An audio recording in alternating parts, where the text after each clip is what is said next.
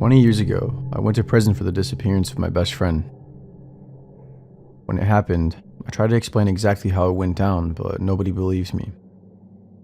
Eventually, I caved in from being coerced by my interrogators and confessed to their version of events, and I pled no contest to the charges.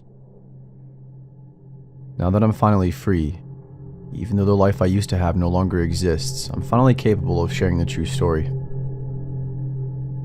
His name was Bennett, and we grew up together. Neither of us were strangers to crime. Most of what we did was petty stuff. We never robbed or killed anyone, but we had our habits and our hustles. Truthfully, we didn't do any of it because we had to. Both of us were from some pretty well-off families, and we just found it fun to break the rules sometimes. One thing we particularly enjoyed doing together was breaking into construction sites and abandoned buildings. We'd built up some confidence with that, and we never got caught doing any of it. Well, that was until we broke into the abandoned police station. The police department had just finished building a brand new station a mile or so down the road from the old one, which was built in the 40s, and it had already been outgrown by the size of the town many years ago. That meant there was this 60-year-old building with a ton of dark history that was now completely deserted. Bennett and I couldn't resist. We bought a knockoff Polaroid camera to capture some eerie images, and we wore empty backpacks to gather souvenirs. Getting in was easy. The fence was topped with barbed wire, so we cut the chain at the gate and slipped right through. Then we smashed the locks on the front door, which wasn't equipped with any alarms. Right away, we were like degenerate kids inside of an illegal candy store. We dug through the ancient records in the booking station, trashed the sheriff's office, and we tried to find abandoned weapons in the armory, but all we found were some billy clubs. Then we found the jail cells. There were 4 of them lined up on one wall with the classic steel bars. Not only that, but on the far wall were the keys to the cells, just hanging there on a hook. Bennett and I started giggling like schoolchildren, thinking of everything we could do with the space. We decided to play cop and criminal, where one of us would lock the other one up in the cell and pretend to be a piggish deputy. We challenged each other to rock, paper, scissors to see who would be who, and I won, so of course I wanted to be the cop. I immediately started playing the character and ordered the criminal Bennett, who pretended to be in handcuffs, to get in his cell. Then I closed the gate behind him and I locked it with the keys.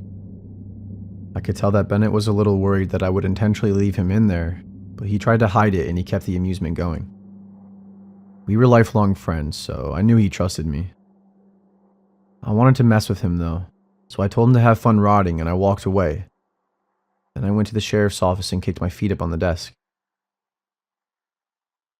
A little while later, Bennett started yelling like a jailbird. "You better let me out, you goddamn pig," he shouted, his voice echoing through the cinder-block halls. "Shut up, you waste of flesh. You'll get out when you can pay your bail," I hollered back. "You didn't give me no bail, you bastard," Bennett complained, chuckling a little bit. "I know, 'cause all your money is stolen." I couldn't help but smile myself after that. "No it ain't, you can't prove that." "Not yet," I yelled, and then for a moment, Bennett didn't reply. But then out of nowhere, he dropped the act. "I'm serious, man, let me out, please. I can't take it in here anymore." A chill ran down my spine from the tone of his voice. I knew that he was being dead serious, so I got up from the desk and I ran down the hall to unlock the cell to let him out. But when I got there, he was gone. The cell door was still locked, but Bennett was gone. I started to panic, so I opened it up and I went inside to see if he was hiding under the bed, but he was nowhere to be found. "Bennett," I called out, "where are you?" There wasn't a single sound in reply, except the echo of my own voice. Then the sound of the door sliding shut behind me. I rushed to the door to keep it from closing on me, and I managed to put my hand in the way in the last second, causing the door to crush my wrist. I cried out in pain, then I pulled the door open, but for some reason, it was like there was someone fighting against me, trying to shut it. When I finally got free, I was full of fear and adrenaline. I didn't even go looking for Bennett. We always agreed that if things went south, we would take care of ourselves and meet up later, but Bennett never showed up. Days went by, then weeks. The police investigation of his disappearance led straight to me, and from there, you can already tell where the story's going. I got pinned for it. And even though I know I'm not responsible, I've always believed that there's nobody else on this plane of existence that should have taken the blame. Whatever got him almost got me too. Sometimes I wish it would have.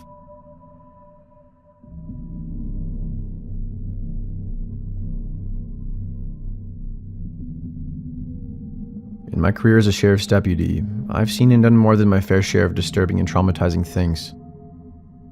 Of course, I've never really been able to share my experiences with many people, other than my wife and a few members of the force. But now that I'm retired, I've decided to write down the ones that have stuck with me the most over the years. This was just one day on the job. It wasn't a call that we weren't expecting. It didn't come out of the blue at all. In fact, most of us had been itching to take care of this issue for months, but we had been forced to wait for a warrant. There was this abandoned house in one of the neighborhoods we would patrol. The owners of the house died and they didn't leave the property to anyone, so it got foreclosed by the bank, who didn't touch it for far too long. Until they finally decided to mark it for demolition, when it had gotten to the point that it was about to fall over on its own. We got the warrant for the raid based on the testimony of the contractor who went inside the house for a pre-demo inspection and came running to the station looking like he'd seen a ghost. From what the inspector said, we all had the same idea of what we were getting into. On the surface, it was obviously your typical trap house. We expected to find all sorts of drugs and squatters and illegal firearms, which we did. So we came prepared to make arrests. However, we could never have been ready for the full extent of what we discovered. We circled the house with about 8 squad cars, plus a SWAT van from the next county over. It was the middle of the day, but none of the occupants even noticed what was happening outside. I wasn't on the front line, but I was several men behind the SWAT guys who announced our presence at the door before breaking it down. We only gave them about 15 seconds of warning them from the first shout to the door being rammed open, but that was enough time for several of the occupants to get up and scramble for the back door, where we of course had officers waiting to capture them. The SWAT guys charged in, and they scared any of the rest of them from even thinking about putting up a fight. By the time I got in there were about a dozen people left on the first floor of the house, and they were all on the ground and frozen already. However, it wasn't yet time for me to start cuffing them and getting them out of there. Immobilizing them with zip ties was the job of the officers who came in after me, because even though the ground floor was secure, the house wasn't clear yet. There was a basement. While the other guys cleaned up the first floor, I backed up the SWAT team with another deputy, which was my partner at the time, as the armored men continued their march, heading down the stairs into the space below the house. I remember my heart was racing the whole time, like it would on any other high-intensity raid like that. I could feel the sweat soaking through my clothes, and it was like I could see 360 degrees all around me. But there was a distinct change in the air as I made my way down those steps. The SWAT team felt it too. They slowed their pace noticeably as we descended. The hairs on the back of my neck stood straight up, and I noticed the eerie quietness of the space I was entering, broken only by the noise from upstairs. I was overcome by a smell too, a stench really. It was so distinct, but I didn't want to admit that I knew exactly what it was. For a moment, it was pushed out of my mind. The SWAT team started shouting at somebody, and I realized there was a man trying to escape the basement through one of the egress windows, but he was too overweight to fit through quick enough. Before he could get his midsection unstuck, I ran up, and with the help of my partner, yanked him down by the feet, sending him crashing to the floor, where we immediately tied his hands and feet together as per protocol. After a few more seconds, the tentative all clear was given, and it was time to start clearing out the arrested individuals and begin the investigation. At that exact moment in time, I was distracting myself from what I already knew by griping with my partner about having to eventually get the fat man we just arrested up the stairs. But he didn't even have time to respond.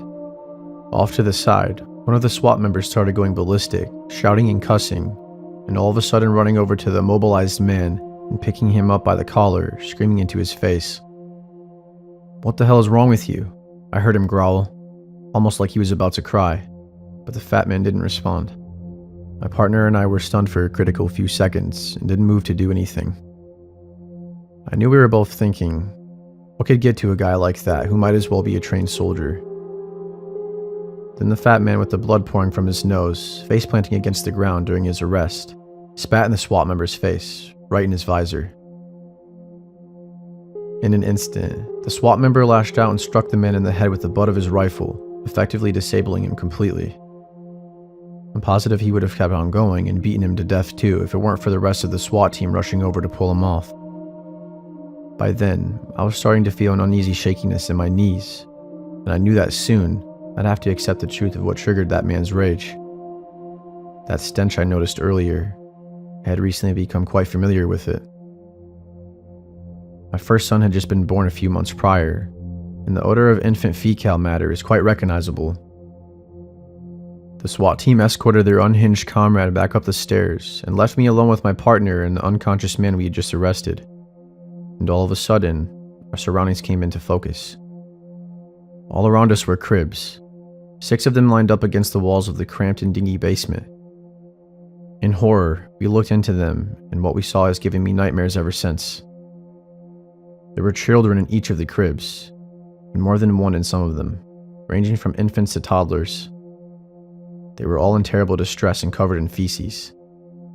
The reason we hadn't heard them crying in the chaos of the raid was because they were all, every single one of them, gagged by pacifiers, which were held in place over their mouths by cordage that was wrapped so tightly it was digging into their skin in some cases.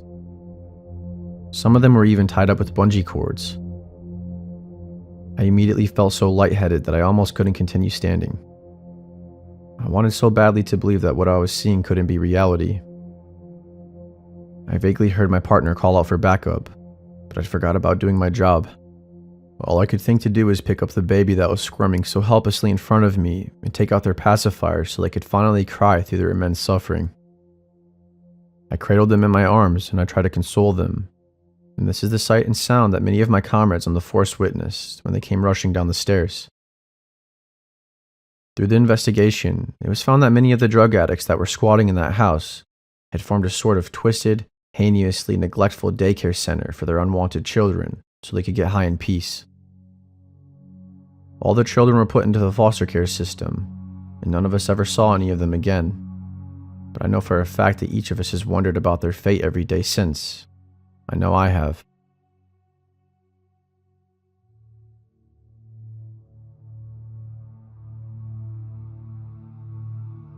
During the lockdown, my life was actually going pretty good in the first few weeks.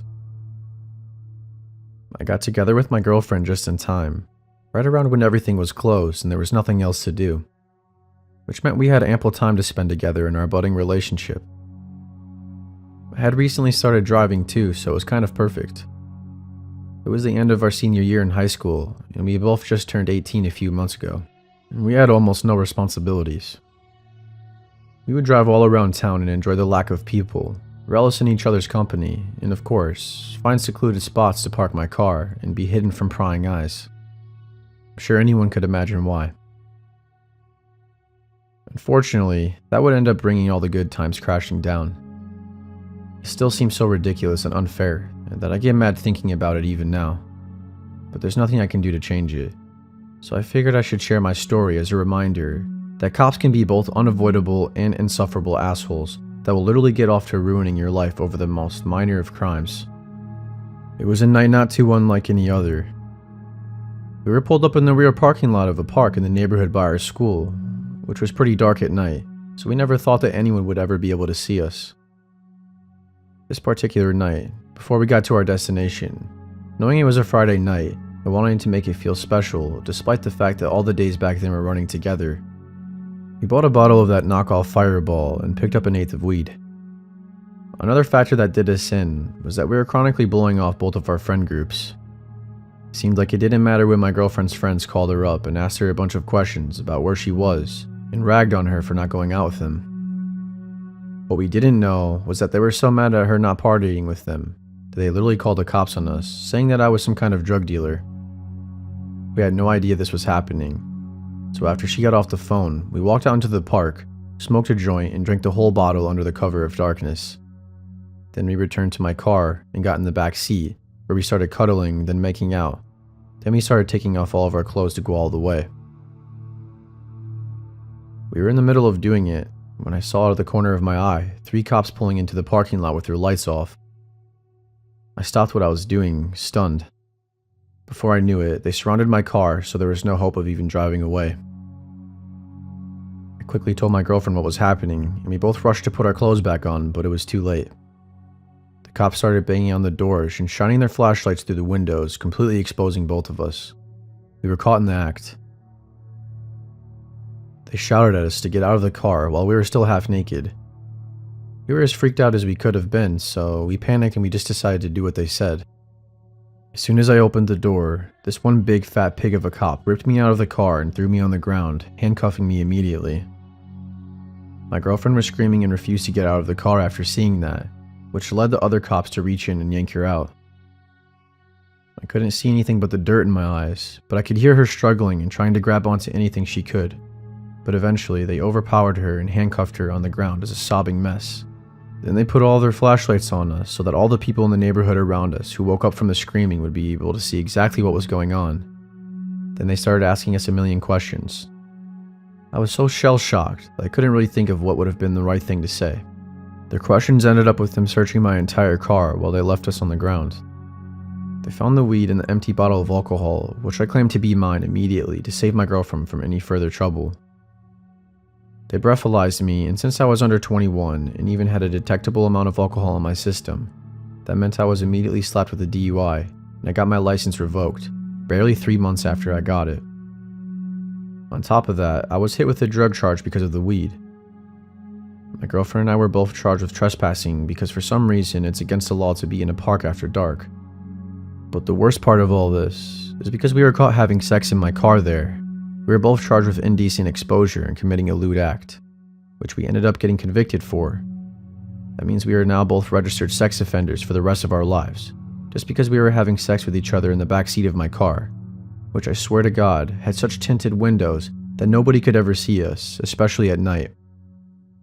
And you might be thinking that a lot of these charges could have been dropped, but the cop that yanked me out of my car was so proud of his actions that when he showed up to the court date, he convinced the judge there was a mountain of evidence against me, proving that I was a total degenerate. He pointed to the open container violation, the intoxicated driving even though I wasn't driving, the marijuana, the indecent exposure, the trespassing, the anonymous tip from the friend that betrayed us, and the resisting arrest too. So the judge decided that at 18 years old, I needed to go to jail for 6 months and be on probation for years. The only silver lining is that my girlfriend avoided going to jail, and since she wasn't a minor, I avoided a much more serious charge. However, she was so traumatized by this event that she dumped me all while I was in jail. Just goes to show, cops are always looking for an excuse, so be careful out there.